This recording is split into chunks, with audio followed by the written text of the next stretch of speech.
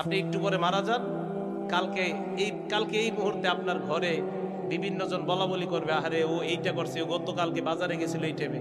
পরের দিন বলবে, আহারে ও এই শীতের কাপড়টা পরতো। তৃতীয় দিন বলবে, ও আসলে এই সেই। চতুর্থ দিন ভুলা যাবে আস্তে আস্তে। পঞ্চম দিন মোটামুটি, আস্তে আস্তে 1-1.5 মাস যাবে। গতি পৃথিবীর মতো চলতে থাকবে, আকাশ আকাশের মতো থাকবে, বাতাস বাতাসের মতো থাকবে।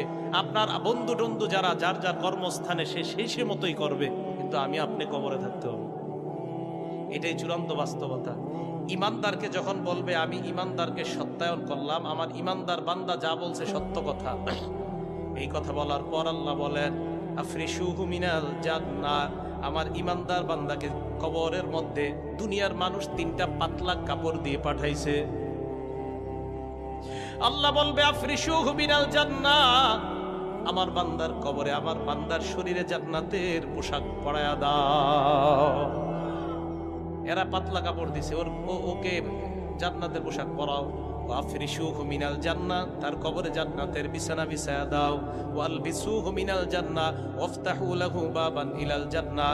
দেখেন কি কয়, ইমানদার বান্দার কবর থেকে জান্নাত পর্যন্ত একটা দরজা খুলে দাও, জান্নাত থেকে যেন ইমানদার বান্দা জান্নাতের নিয়ামতগুলো দেখতে পায়। হাদিসে কি আসছে দেখেন, বান্দা জান্নাতের দিকে তাকায়, তাকানোর পর যখন দেখবে হুর খেলমানরা নাচানাচি করে, বান্দার মন চাইবে স্পর্শ করার জন্য। আল্লাহ বলবে থাম থাম, নাম কানাউমাতিল আরুস, বাসর রাতের দুলার মতো ঘুমিয়ে যা।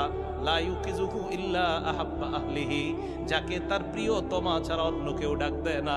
আরে এই হাদিসের উদ্দেশ্য হলো, কবরের মধ্যে তোমার প্রিয়তমা কেউ নাই, আমি আল্লাহ তোমার প্রিয়তম হয়ে গেলাম। আল্লাহ প্রিয়তম, আমি কিয়ামতের মাঠে তোমাকে উঠাবো। ঘুমাও ঘুমাও। ইসলাম যে বলেছে পর্দার বিষয়, এটা এমনি এমনি বলে নাই। ও কাজিন হয়, ওর সামনে এত ইয়া করার কি আছে, এইসব কনসেপ্ট চলবে না। পর্দাটা একদম ম্যান্ডেটরি।